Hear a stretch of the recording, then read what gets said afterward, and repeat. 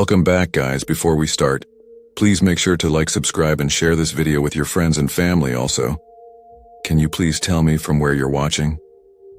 Thanks. It was a chilly October morning in 1998 when I decided to take a walk through Briar Glen with my cousin Hannah. It's a dense patch of woods just outside the small town of Ashwood, where we both grew up.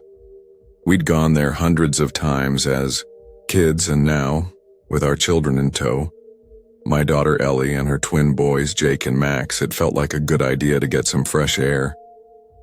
The dogs came too, of course. Mine's a big lazy golden retriever named Charlie, and hers is a wiry little mutt named Scout who never stops moving. Briar Glen always had this still, quiet feeling to it, like the trees were holding their breath. But that day, something was different. Right from the start, both dogs were weird. Charlie, who usually doesn't react to anything, was tense, ears twitching. Scout kept pacing in circles, sniffing the air and growling low under his breath. It was like they both could hear something we couldn't. The kids ran ahead like they always did, Jake and Max leading the way with Ellie trailing behind. There are two main paths in the glen. One that stays low and winds along a mossy little stream, and another that climbs up to a ridge overlooking the valley. The boys always loved climbing up the steep slope to the upper trail. Hannah and I stuck to the lower path, walking slow, chatting about school stuff and how weirdly quiet the woods were. Suddenly, Jake shouted down from the ridge, "We heard pigs!" I glanced up at them. "Pigs?" I laughed. "Out here? It wasn't unheard of. There's a pig farm not too far from the edge of the glen, and sometimes a few get loose." But it was still strange. Then just like that, the boys were gone. We waited, called up the hill. Nothing. They'd been right there a second ago. Now there was just silence, thick and heavy. Hannah panicked immediately, shouting their names, over and over. Her voice echoed strangely, bouncing in ways it shouldn't have. She tried scrambling up the slope, but the ground was slick with wet leaves, and every time she got a little higher, she'd slide back down, cursing and crying. Then we heard it. Not footsteps. Not voices. It was a scream. A dog's scream. Long, shrill, and full of pain. It came from deep down in the valley, somewhere below the trail we were on. Hannah froze. "Scout," she whispered, eyes wide. The scream got louder, more desperate. Without thinking, she turned and started heading down the embankment, sliding through the underbrush to reach whatever was making that sound. But just as she disappeared over the edge, I saw something out of the corner of my eye. It was Scout, calm as anything, padding toward us from the direction the boys had gone, not a scratch on him. The second I laid eyes on him, the screaming stopped. Dead silence. That's when we heard the voice. "Hey!" a woman called from up the slope. "The boys are walking back to the entrance." We both looked up. A woman stood there, maybe 40 feet away, long brown coat, dark hair, friendly enough tone, but off somehow. I couldn't put my finger on it at the time. Just something wrong with her shape, her posture. We shouted thanks, and Hannah took off toward the trailhead. I stood there for a second longer, watching the woman, but she was gone. I walked up a bit to get a better view. There was nowhere she could have gone in that amount of time. No paths, no cover. It was like she had vanished into thin air. Then the trees exploded. A herd of deer, dozens of them, came charging out from where the woman had been. They tore through the brush, pounding the ground as they raced straight down into the valley. I grabbed Ellie and held her tight, heart racing. When it was quiet again, I started moving too, holding my daughter's hand and leading the dogs as quickly as I could down the trail toward the entrance. I didn't want to be alone in those woods a second longer than I had to. As we walked, Ellie tugged on my arm. "Mommy, look, more deer." I turned and saw 5 stragglers darting through the valley, chasing the herd that had vanished into the trees. The dogs whimpered and pulled at their leashes, nervous. Then something really strange happened. A noise, faint at first, echoed through the trees. It was the unmistakable sound of an old rotary phone, like the kind you'd see in movies. Ring, ring, ring. I stopped, looked around. Nothing, just trees. Stillness. When I turned to keep walking, the sound came again, louder this time. I spun around. Silence. That's when I felt it. That deep, gut-level instinct, like something was watching. Us. Like something was waiting.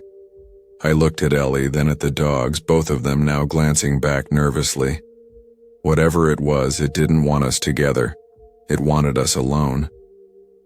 I picked up Ellie and started walking fast, practically dragging the dogs behind me. Every step felt heavier, like the woods were trying to hold us in. Then around the last bend, I saw Hannah with Jake and Max. She looked relieved, but the twins looked strange. Their faces were pale, eyes wide and unfocused. Hannah was kneeling, asking them what had happened, trying to calm them down. They clung to her, shaking. They told us they'd kept singing while walking because every time they stopped, they heard footsteps behind them, crunching leaves, snapping twigs. But whenever they turned, no one was there. Then they saw the woman. She was standing in the middle of the trail, waiting. They said she looked familiar, like someone from school maybe, but not quite. Her face was too smooth, like plastic. Her smile never moved. Her skin was too shiny, like wax. She didn't say much, just pointed down the path and told them to go, and they did. They said they heard us calling them too. They shouted back, but we never heard a thing. Later, after we got home and the kids were safe, Hannah and I sat on her porch trying to make sense of it all. We found some weird posts online, stories about something called panic in the woods, strange cases where people hear things, see people who vanish, or get separated from groups for no reason. But those stories never talked about the same thing happening to multiple people at once. We both saw the woman. We both heard the screaming. We both felt something trying to divide us, like it fed off that separation, like it was pulling strings just to see what would happen. I haven't been back to Briar Glen since. Neither has Hannah. And the weirdest part, every now and then I hear that old phone ringing again. Not in the woods, in my house, late at night, always from the downstairs hallway, where there's no phone, just darkness.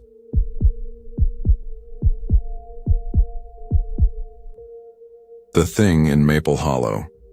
Let me tell you a story from when I was a kid, about something weird, something I still don't really understand. It happened when I was 10, back in 2004, in this quiet little town called Maple Hollow, Wisconsin. My name's Leo, and back then I lived with my aunt and uncle in a modest 2-story house right on the edge of the woods. They weren't my parents. My folks had passed away when I was younger, but Aunt May and Uncle Rick took me in. They were good people, always trying to give me a normal life. Behind our backyard was this huge forest. Not like a national park or anything, just a big wild stretch of trees that seemed to go on forever. Everyone in town just called it the Hollow. It wasn't the kind of place where people got lost and never came back, but it was definitely the kind of place where you'd find deer trails, overgrown paths, and spots where the trees were so thick you couldn't even see the sky. To me and my best friend Nolan, that place was magic. It was our fort, our battlefield, our spaceship, whatever we were pretending it to be that day. We played out there all the time. His house was just 2 doors down, and we'd meet at the edge of the woods, swords made out of sticks, pretending to fight monsters. Most of the time we were just being goofy kids. But there was one place we always came back to, the climbing tree. It wasn't just any tree. This thing was massive, an old oak with a thick trunk and strong, wide branches that reached out like arms. It stood almost perfectly in the center of the woods, and the trail to get there twisted like a maze. The lower branches were spaced just right for climbing, and once you got about halfway up, you could see above most of the forest. We used to say it was like standing on a pirate ship's lookout tower. That tree was our favorite spot in the whole world, but I don't go near the woods anymore, not since that evening. It was a Sunday late in October. I remember because the leaves had turned all these fiery colors, orange, red, gold, and the air had that crisp, smoky smell you get when people start lighting fires in their fireplaces. Nolan was at his cousin's house that weekend, and I was bored out of my mind. So after lunch, I grabbed a flashlight, threw on my hoodie, and decided to head out to the climbing tree by myself. The sun was already dipping low, casting long shadows through the trees. I wasn't supposed to be out there after dark, but I figured I had enough time for a quick climb. It usually took me about 15 minutes to get there, and I knew those woods like the back of my hand. I got to the tree just as the sun was starting to set behind the horizon. The sky was streaked with pink and purple, and everything had this golden glow. I climbed up to my usual spot, a thick branch about 20 feet up, and sat with my legs dangling. I was just enjoying the view, the quiet, the rustling of leaves in the breeze. Then I heard something. It wasn't loud, just a soft crack like someone stepping on a twig. I froze. The woods were always full of sounds, squirrels, birds, sometimes even deer. But this felt different, heavier. I looked down. There was a man standing at the base of the tree, staring straight up at me. At first, I thought maybe it was Uncle Rick. Maybe he'd come to get me for staying out too late. But no. This guy didn't look anything like him. He was tall and skinny, wearing a coat that looked like it had been dragged through a ditch. It was dark brown, stained and torn at the sleeves. His hair was sticking out in messy clumps, and his beard was patchy and wild, like he hadn't seen a mirror in months. His eyes were what got me the most. They were wide. Too wide. And the way he looked at me, like he knew me, like he'd been looking for me, that's what made my stomach twist. He didn't say anything, just smiled. And I don't mean a friendly smile. I mean the kind of smile someone makes when they're imagining something they really, really want. Something not good. I didn't move. My heart was pounding so hard I could feel it in my throat. I didn't want to scream, I didn't want to talk, I just wanted him to go away. But he didn't. He stayed there staring like he was waiting for something. Then he finally spoke. "You gonna come down, little man?" His voice was raspy, like he hadn't used it in days. He tilted his head to the side, still smiling. I shook, my head, quick and firm. He laughed. Not a big laugh. Just a little chuckle like he found me amusing. Then slowly, he reached up and grabbed the lowest branch. His fingers curled around it, testing the weight. I panicked. I backed up along the branch and started yelling, "Help, somebody, help me!" But the woods swallowed my voice. It felt like the trees were holding it in, muffling the sound. He didn't seem to care. He let go of the branch and started mumbling to himself, waving his hands in the air like he was talking to someone who wasn't there. No, he whispered. "Not yet. Not this one." Then he looked back up at me and said, "You're lucky," and he walked away. Just like that. He didn't run. He didn't even look back. He just wandered off into the shadows, muttering nonsense, disappearing between the trees like he'd never been there at all. I stayed in that tree for what felt like hours. I couldn't move. Every crack of a branch, every gust of wind made me jump. I was sure he was hiding somewhere, waiting for me to come down. But eventually the dark got too deep and I knew I couldn't sleep up there. So I climbed down. My hands were shaking, my knees wobbly. The flashlight barely worked. It kept flickering, but I ran. I didn't stop until I burst through our back door, gasping for breath. Aunt May was in the kitchen and nearly dropped a pan when she saw me. I told them everything. Uncle Rick grabbed his coat and went out with a baseball bat. He came back 20 minutes later, pale and quiet. Said he didn't see anyone, but he found footprints. Bare footprints. In the mud. Leading away from the tree. And then just stopping. We called the police. They looked around. Said it was probably a drifter or someone passing through. Told us to keep the doors locked and to call if we saw anything else. But no one ever came back. And no one was ever caught. I never went back into those woods again. Even when we moved a year later to a place across town, I didn't play outside much. I stuck to video games and stayed close to home. Nolan didn't understand why I wouldn't go back. I never told him the full story. Not then. Not until we were older. Sometimes I still dream about that man. Sometimes in the dream I climb down. And sometimes he's still waiting.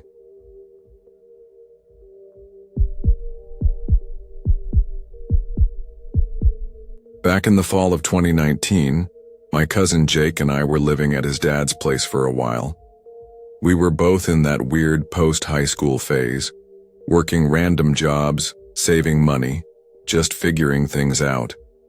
Most evenings, once we clocked out, we'd grab a couple of snacks and head to the woods just outside of town. It became our little escape. Now these weren't just any woods. Everyone in Greystone called them the Ridge Pines. They stretched on for miles, around 15 miles long, and maybe 5 miles wide. It wasn't just a big clump of trees either. The land was cut into sections by old farms and broken down fences, with overgrown fields breaking up the forest into named areas. Some parts had skinny dirt paths, others were thick and wild, almost like a green maze. You could walk for hours and feel like you were the only person on Earth. Jake and I always stuck to one section we liked best, Lantern Hollow.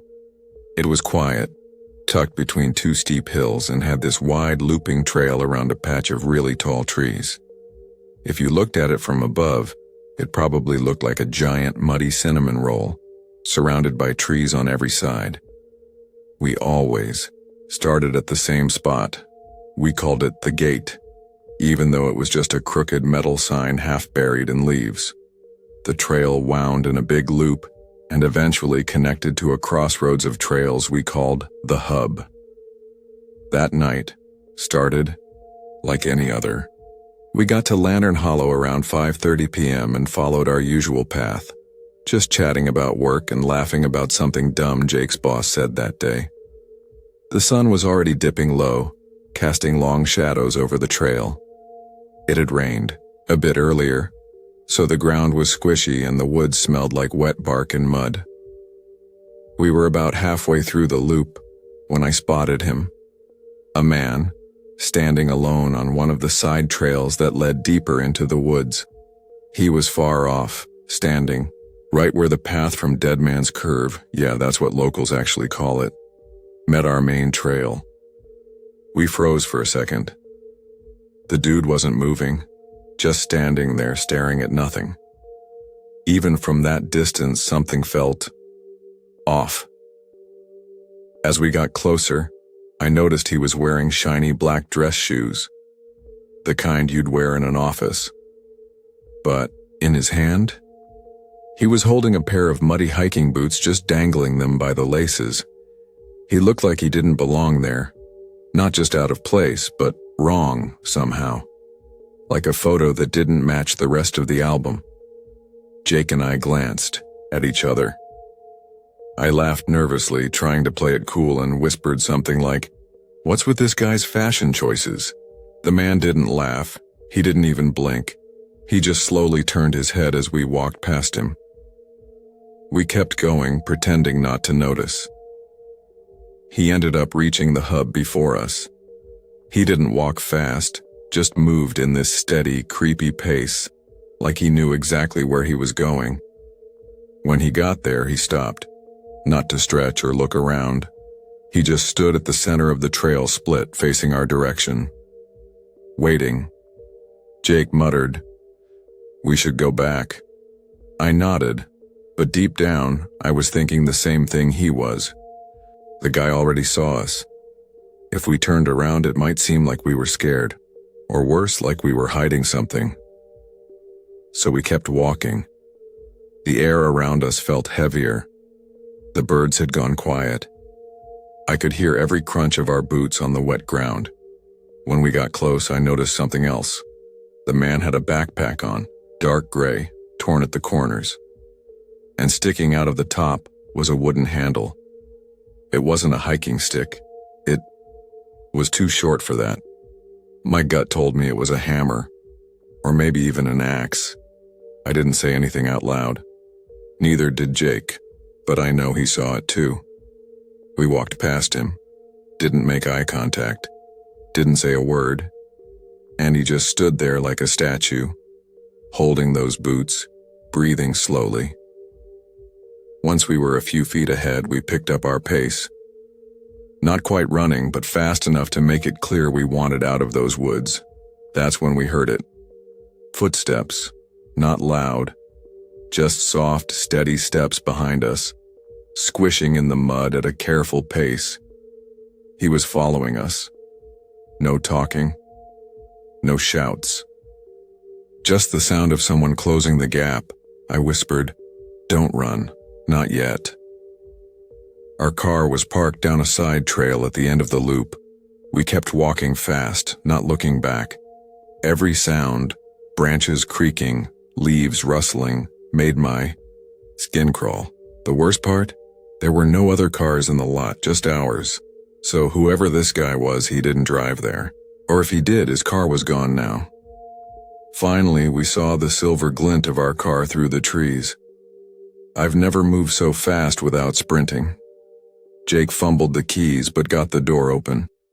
We jumped in, locked the doors, and peeled out of that lot like the devil was behind us. Neither of us spoke until we were 10 minutes down the road. Weeks went by. We didn't go back to Lantern Hollow, not even during the day.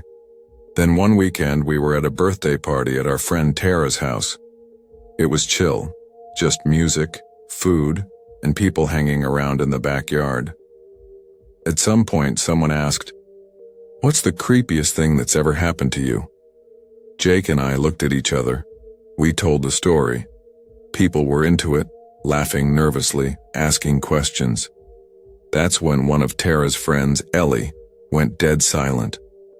She worked at the Greystone Wildlife Center over by Hollow Creek, a different section of the woods but still part of Ridge Pines. She said, "I think I saw that guy." Everyone got quiet. She explained that a couple months back she was closing up the visitor cafe with her manager, Tom. It was just the two of them. As they were wrapping up, Tom told her she could head out early, so she did. She got in her car and left. Later that night, Ellie got a weird text from Tom.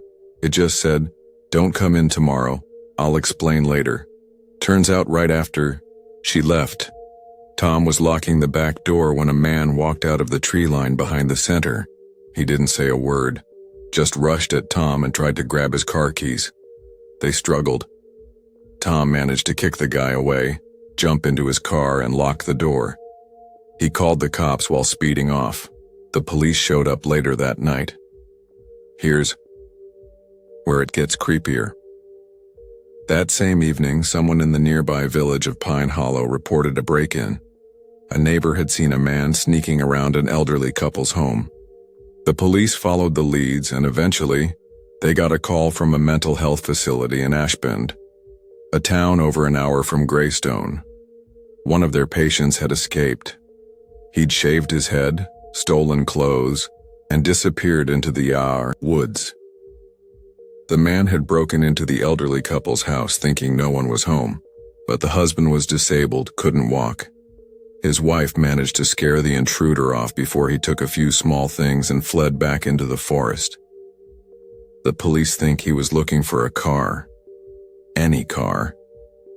Jake and I knew in our guts it was the same man. The time matched. The behavior matched. The woods, the shoes, the weapon, the silence. He wasn't just wandering. He was hunting. They caught him a few days later, not far from where Ellie worked. No one got hurt beyond a few bruises, but still. Every now and then I hear a twig snap at night or catch a glimpse of someone walking alone on a trail, and it all floods back. Sometimes the scariest part of the woods isn't what's hidden. It's what watches you out in the open pretending it belongs.